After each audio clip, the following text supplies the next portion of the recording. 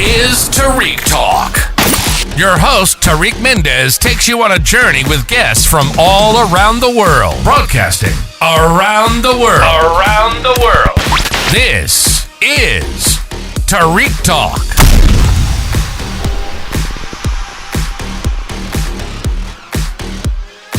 All right, guys, today we're here with Georgina on our podcast, and we'll be interviewing her. She's a fellow artist of mine. We're technically neighbors in our art studio. Yeah. So tell us a little bit about yourself, Georgina. Yeah, sure. So I am a professional makeup and body paint artist. So I make my living doing that as a freelance artist, but I'm also now a photography artist. So in the studio, I work with clients and sort of create body painted photography art. Oh wow, that's very good. I like that, and I have to say your work is so fascinating because you see, like I see your images and your self-portraits with the makeup, and I have no idea about makeup. So to me, it's like, how does she do that? Like, where does she even start? You know, because as an artist, when you see paintings other people do it, you can kind of tell, oh, they started here, they did this, they used this paint.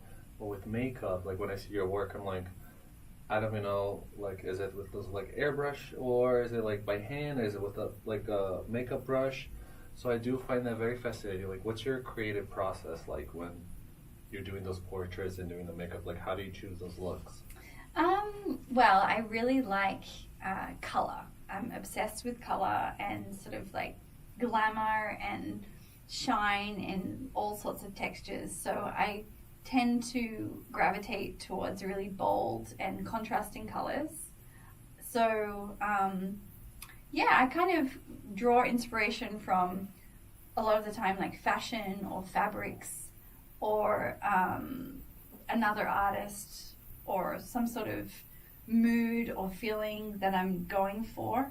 And then I sort of get my color palette in order and kind of just start to build and start to, do the base and do the different highlights and contours, and I generally do the eyes last. Oh wow. And sort of like work backwards almost with that. So, and it kind of just all happens as I'm doing it.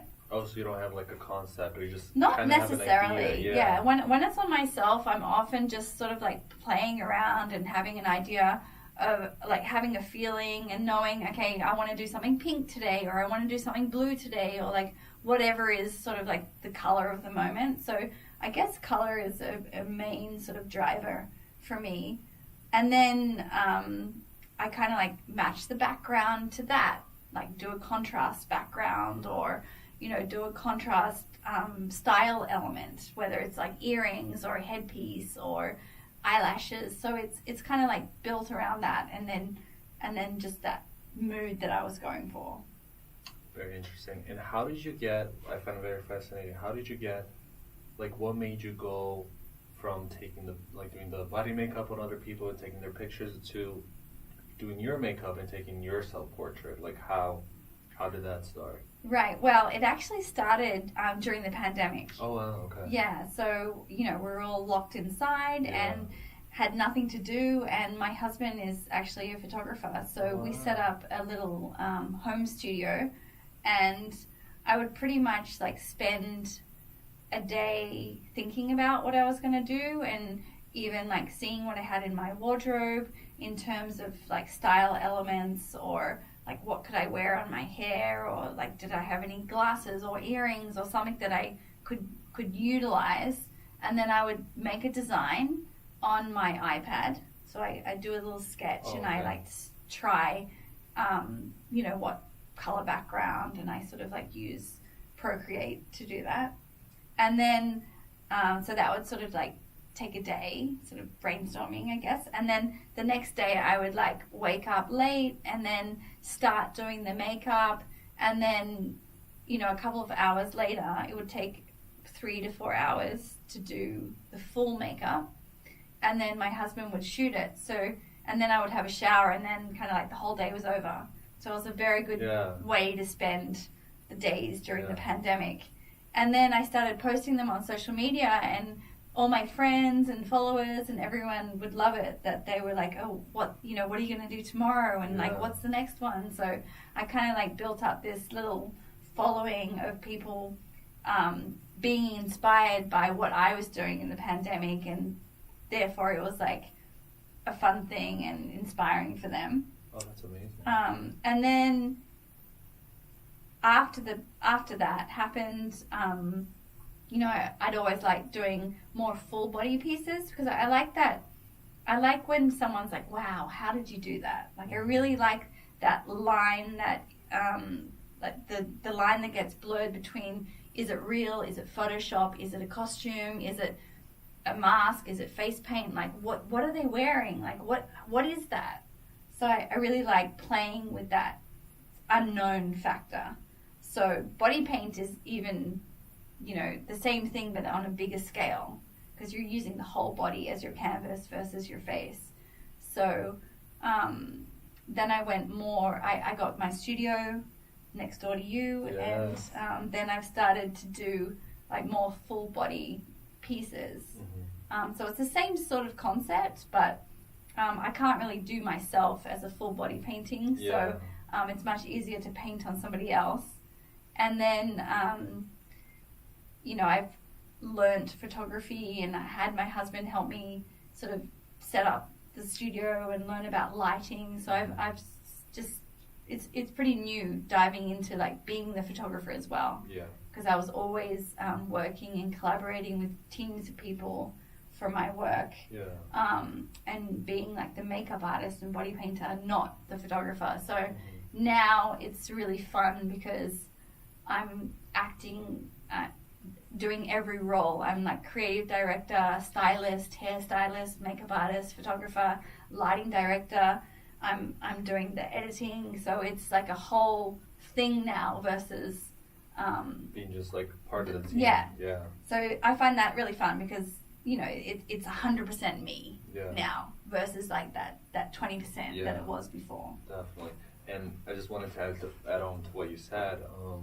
That was also, I remember, one thing that fascinated me about your work was that when I first saw your work, I thought the makeup part was real and the background was just like Photoshopped, until one day I saw your work, and there's also a backdrop, like it's not Photoshopped.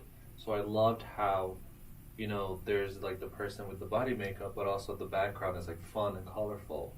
How did you like come up with that both ideas? Like, how did you not just like try to make it just about the body makeup, but also like, include the body almost like in a surrounding colorful pop-up?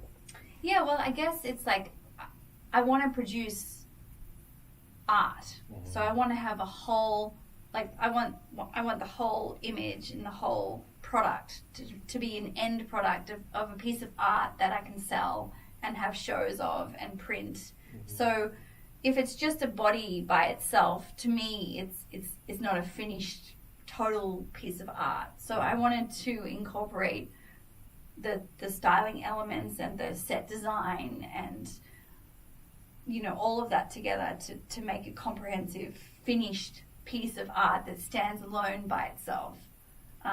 Because often with photography, there'll be like a series of photography which will make up one shoot. Mm-hmm. Like there'll be like several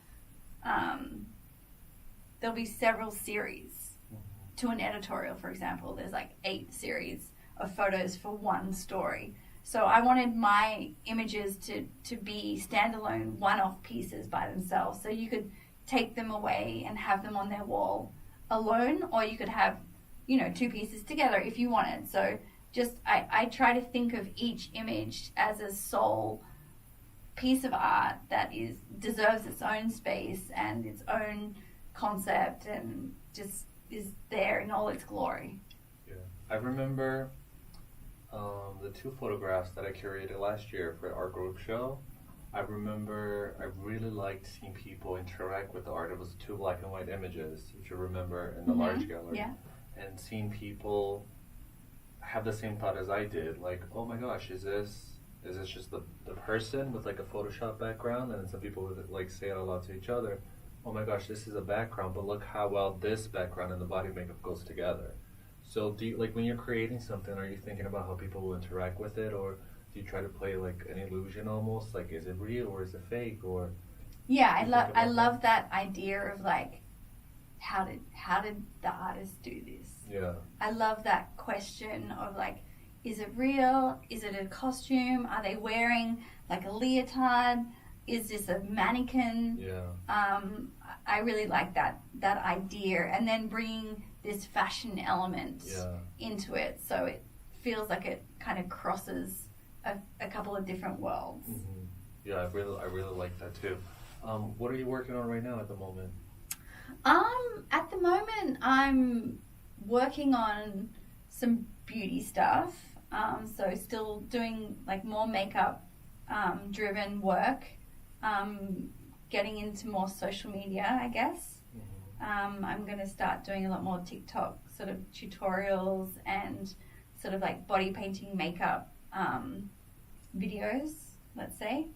And then I plan to do some more body painting stuff. But cool. Yeah, I'm still like getting my head around what's next. Do you have a TikTok at the moment, or you? I do. It's called WTF Beauty. Okay. And so, can you also tell us your Instagram and website too?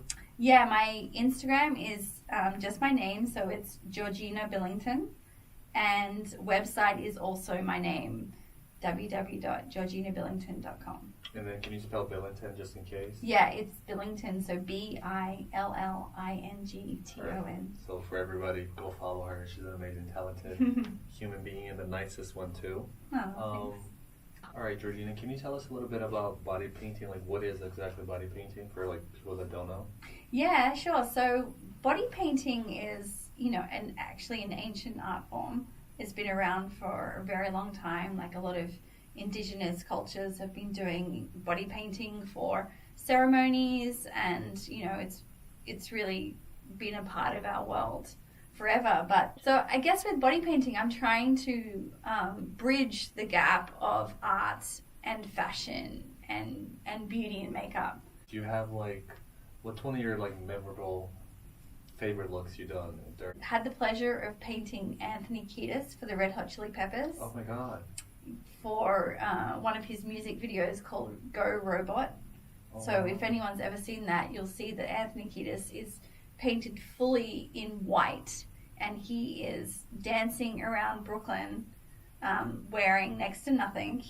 And it was a super hot summer day that we did this. Oh, wow. And he had to dance for hours during his music video, so the body paint had to last for a really long time. So I think I did maybe 5 layers of paint, and did a special process of using waterproof paint and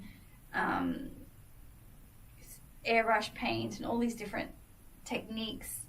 And I even had to cover his tattoos first to enable the pure white body painting to show up. So it was pretty cool. That's really cool. Yeah. And were you on set, or did you just have them prepared to go on set and record the music video? No, we were on location. Oh, so I had a special room and everything where I did it. I remember that he was FaceTiming with his family while we were doing it. It was super cool. That's so cool. Yeah. And how did it feel for you as an artist to not just see your work on a 3D picture, but see on a living person interacting with music and ended up being a music video? How was Oh, that's the dream. Yeah. I think my style of makeup and my aspirations of being a makeup and body paint artist, it leads right into the music industry, and music videos is the highest form of creativity, I believe, because you're working with super creative musicians. You're creating their vision of their music using your skills and your techniques and talent, and so it's this collaboration of the most creative people coming together to produce that sort of work. I love it. All right, so thank you so much, Georgina, for coming on our podcast and speaking with us about your amazing background about body painting, teaching us so much we didn't know about before. If you want to just tell us your Instagram really quick. Yeah, it's Georgina Billington. Perfect. And then if anybody's interested in body paint or having a photo shoot with you, we can just go on your website and then send you a message. Yeah, Is that okay? yeah. Email me and Perfect. let me know that you heard me on the podcast and that you'd like to be my model, and I'd love to, conceptualize something. Perfect. I love that. Thank you so much again. Thank you. Thank you, Tarik. Thank you. Thank you for listening to Tarik Talk. Follow Tarik Talk on all social media channels and check out the video interviews online.